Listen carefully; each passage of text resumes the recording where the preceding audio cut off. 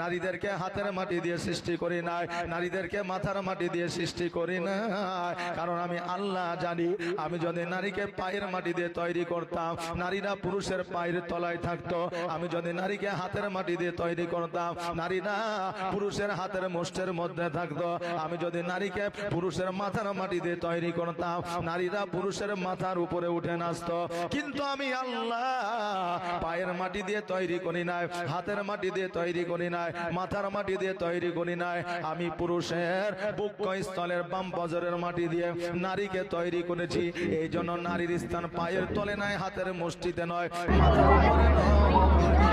বলে প্রত্যেকটা স্বামীর কাছে এলো কত করে? সব 50।